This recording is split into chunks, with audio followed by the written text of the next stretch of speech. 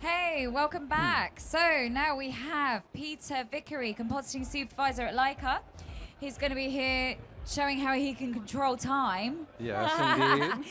If you have any questions or comments for Peter, same hashtag TFCgraph. Brad will be asking him some questions as well afterwards, and I will be asking questions that you're asking online. So over to you, Peter. Cool. Well, thanks, Bex. So my talk today is about how we take advantage of the collaboration that we have with our stages to be able to specify kind of unique passes in order to make things much easier for us in post. Things we can do in stop motion that we can't do in live action. So we're able to stop time and capture the same moment of animation in several different exposures, and that gives us a lot of advantages and speeds up our workflow considerably. So the first examples that I'm going to be showing you are multiple exposures designed to solve certain problems. So the very first one is kind of a compositor's dream. It's a major cheat in that we're able to photograph the hero separately from the matte. What that allows you to do, obviously, is not worry about spill at all and have really natural colors and give the DP a real free hand in lighting it however he wants. Next up, we'll often have special effects passes that we're able to capture at the same time. That we'll see a challenging shot come up in the boards, and we'll kind of try a few different ways of solving it. And we'll test this out with our stages. They'll shoot a couple test frames, send it over, we bash it, and see if it works. And if it does, we'll capture the whole sequence of animation that way. And then finally, over the course of 3 films, we've developed a lot of kind of CG-like AOVs, mimicking the workflow, the kind of freedom that you have with CG to relight and really tweak and comp. We've done a lot of that with our practical captures as well. The next big category of things I'm going to be showing you are motion control tricks. So we have the luxury of being able to control our environments pretty tightly. And we do that with a lot of motion control and automation software, and we really pushed the boundaries of that over the course of the 3 films. One of the tricks that we've started employing, I believe on our second film, was occasionally we'll actually photograph the hero completely separately with no green screen present at all. And we're doing that by mechanically dropping in a green screen per frame to really give us a next level advantage of just very natural lighting. Then we have the ability to replay camera moves and ambient animation really accurately. And this is essential for our workflow because we do have really gnarly rigs and big pieces of the set are missing. So we're able to replay all this with a high degree of accuracy. Technically you can do this in live action, but our system is just really dialed in to the scale that we're working on. We're really calibrated to the sets, and so we've really refined it over the whole period. And finally, it's kind of an old school trick, but we're able to line up passes as we're shooting it and layer them in and do a little bit of minimal kind of retargeting and tracking, but to stitch it all together in the final. So I'll get into my examples. So first up, we had a sequence towards the end of Box Trolls that the DP wanted to light everything with a red kind of magenta light. Traditionally, he wouldn't have been able to do that because that's going to cancel out the green screen. But here, he's able to have a free hand, light the hero as he saw fit, and then take the green screen capture as a separate capture. So for every frame of animation, an animator is moving it, they take the hero capture and then take the matte capture separately. So it does slow them down a little bit, but we've sold them on the idea that it produces a much nicer result in the end. And so here's a breakdown for that shot. The compositor on the shot was Ralph Brasida, and he did a really great job of revealing in a Houdini effects passes, Nuke effects passes, the set extensions all rendered in Katana, and Next up, we have an example of the effects pass.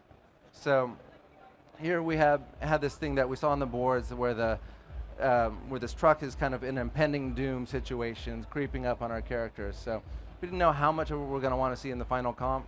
So we're able to take that capture completely separately and then plus it in as the director, gives us notes and really dial it in comp. You'll see later in the breakdown that there's actually a third capture for this, that we actually have a green screen capture as well. So here is the breakdown for that shot. And so we did this sequence with a lot of nuke particles.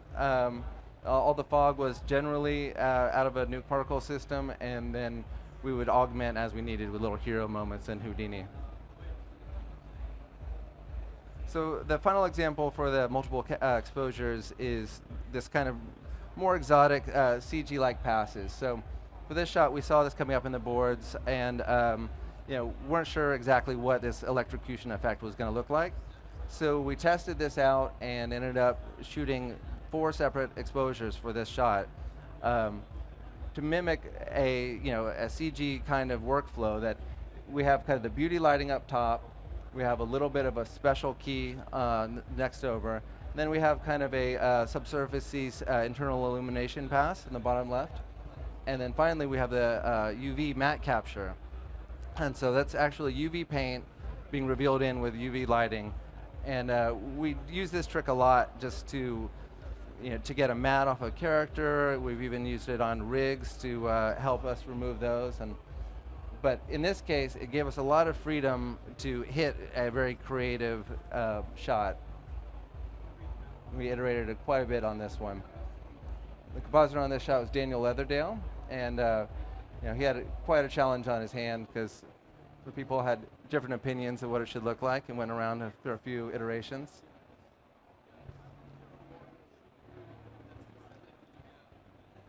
But on this film, our CG characters really needed to stand up to the practicals side by side pretty faithfully. So the katana workflow was essential for dialing these guys in. We did turntable after turntable until finally the practical guys were happy with the result that we had. So you see those guys are CG on the left there. So here's that same shot again, and here's what I was alluding to previously, that we're actually mechanically dropping in that green screen per frame. So you'd think that you'd see it wiggling around a little bit or wobbling, because it is a mechanical operation that's happening over and over, but we've got it calibrated to such a high degree that it's, you wouldn't know that it wasn't there in the capture stage.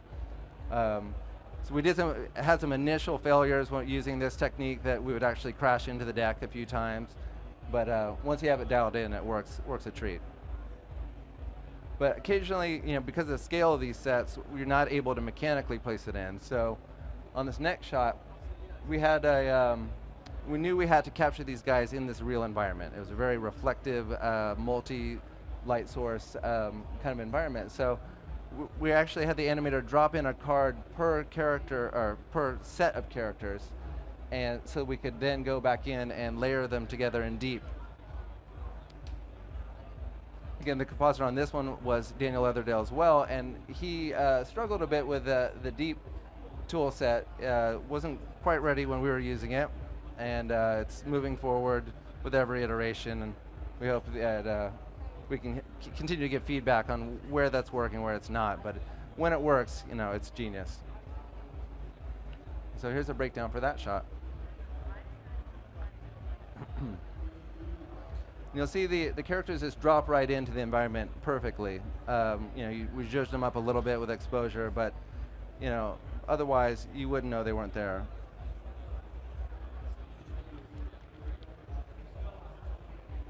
All right, and next up we have some motion control tricks.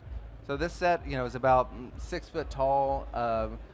We had characters racing all around it, and for every element we shot, we would have to replay this animation very tightly. So the wheel moves, this generator belt moves, and all the caustics are also driven by a DMX controller. So we needed to be able to reproduce that for every pass that we shot. And thankfully, it worked. So we had this big cavern reveal shot, and we shot this in about 6 different vignettes. And for the most part, every pass lined up pixel for pixel.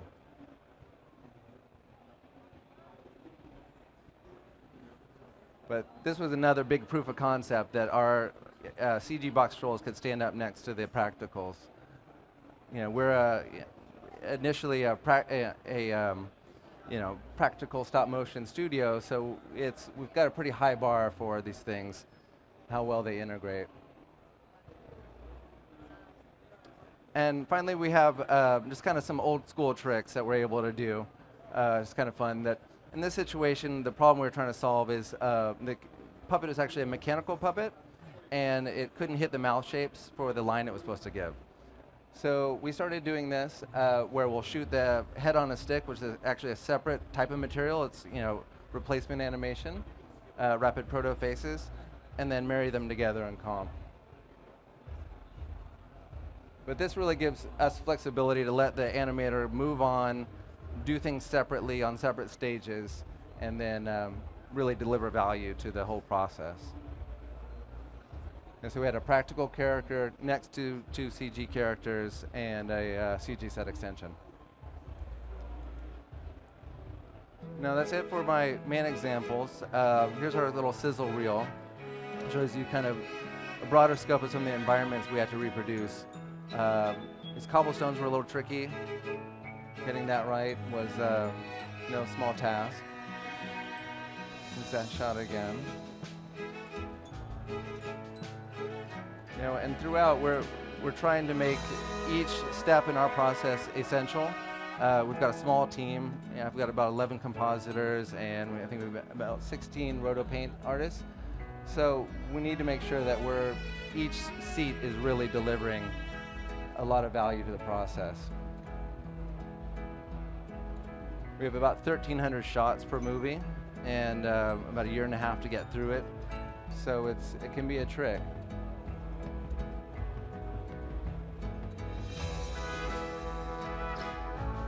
This is another one where we use multiple exposures for the interactive on his face there. And this one as well, a lot of little specials in the chandelier as it's falling. But wherever we can do things practically, we prefer that, so it's worth the extra effort.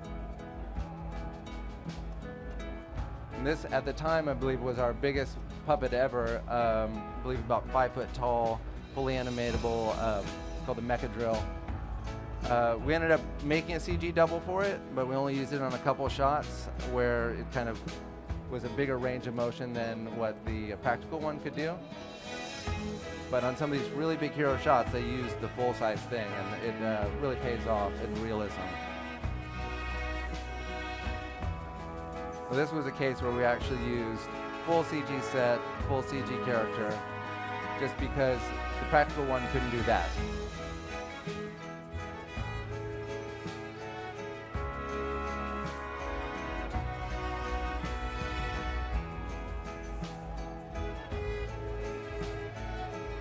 But throughout this process, it's really been collaborative that they've started trusting us, the stages, as they shoot it more and more. And now, we're pretty matched up 1-for-1 with the practicals. So that's it for me. You have questions? Thank you. I have questions. Oh, good. Can I ask questions? Please do. So it must be very cool to go into, obviously a lot of our clients, it's pure CG. It must be very cool to go into work and actually see these physical sets. Yeah. Of all the things you've seen and all the trickery, any particular physical hack that you saw that you're like, okay, that was super cool? We're just constantly throwing some challenges. So, our faces, as we do this rapid prototype facial replacement, they chatter around a little bit in color and texture. And so some of the hacks we've figured out to smooth that out, we call it de-chattering, but that's been pretty clever. There's all the practical things you wouldn't think about, set flex and set pops and everything. Solving those problems can be the stickiest kinds of things. So it's hard for me to keep my compositors away from the stages. Everyone wants to go and see and touch it because it's so cool. Right. Yeah, I had an opportunity to go up and visit some of the sets, and one of the things I saw that I thought was so cool was they in one of the chambers where there was a lot of water, and they had to have the caustic reflection of the water, and to that big wheel of 2 different or maybe 3 different. Yeah, it's different marbled glass panes. Yeah, like shower sliding doors, in. basically. Yeah.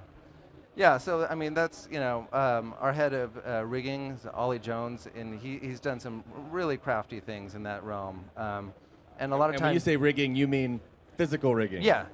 And so we have, that's the funny thing about our world is we have the practical rigging and the CG as well, and they're also often working in tandem.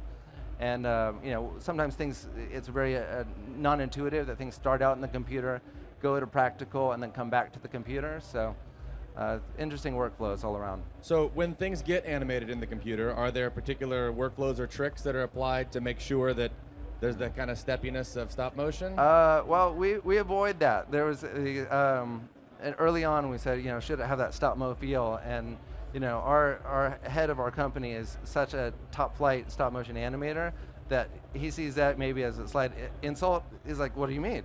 It can be as smooth as the skill of the animator. So, yeah, we just go on weight and performance and everything. Is the high watermark.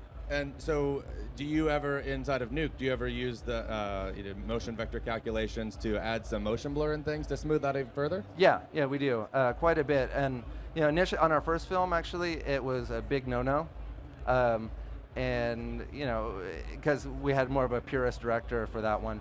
But ever since, we have added a lot of motion blur, and we're really appreciating the Oculus tool set for that. That we're getting a lot better results since we are in stereo. But it seems to give us a much better result for motion blur for whatever reason. So one thing that I would imagine is a challenge is that on screen these things, they look large, but I've seen them and they're small. Yeah. And when you shoot things with a physical camera that are small, what kind of tricks do you have to do to make sure that it translates into looking larger than it actually is? Yeah, well, we have that. That's a little bit out of ours. Part of the pipeline because on the camera and capture side. But we have the same thing with effects, that we're constantly adding things in that have to feel in the right scale, and so we look at that pretty critically, So I have 1,001 questions, but do you want to have? You've got a comment. Well, give us the comment. Oh, yeah. The comments was. Well, there's been lots of people earlier on that were really looking forward to seeing this presentation. But the comment was, wow, all that detail and averaging about 4 shots a day. Excellent. So bravo to you guys. All right, now cool. back to your questions. Okay, great. Good. You satisfy all my curiosities. Well, I had a question about, I was going to ask you if you guys use the traditional kind of relighting tricks that we would use in CG, but then you had a great slide of doing that. You mentioned that it does add some time, obviously, because you have to shoot it, change the lighting, shoot it again. Is that extra burden? I mean, how many different passes do you do typically on a shot? Well, that's where being really closely knitted into the process is essential because we can't do it for every shot. So we'll specify it, we'll ask for it. If we can prove why we need it, we'll get it. But yeah, it's not popular. It slows down animation for sure. But if we can show them why it's going to get a much better result, then they'll go for it. So from a personality perspective, I have to imagine stop motion animators must be a special kind of person. Yes, they are. What kind of person can actually have the patience to do this? What are they like? I don't know, just sweet people that are happy to be kind of alone and focused on their craft. They really get set up by a lighter cameraman. The camera's all automated ahead of time, and then they're just set loose to animate. And yeah, it's a really interesting breed. Do they have common backgrounds? I mean, if someone's out there thinking, I would love to work at Laika doing stop motion, what's your career trajectory to get you to that place? It is all over the map. I mean, it's a lot like visual effects in that there's kind of the art track and the engineering track that people land there from different backgrounds. We do have a lot of crossover with like Aardman. We get people that hone their craft between our two companies. So, it's interesting, but there's not a lot of opportunity for them to get, on-the-job training. So being the nuke operator, the compositor there, you're sort of in between the practical world and the CG world. What kind of challenges are there in terms of the materials you get from the practical versus the CG and pulling that all together? Well, I mean, personally, I'm kind of a fanboy for all the practical stuff. So I've got the challenge is, not being too critical on the CG and just waiting through iterations. But it's just gotten so impressive recently that we get our assets dialed in way ahead of time, and so once they're thrown into a shot, it's pretty easy to integrate them.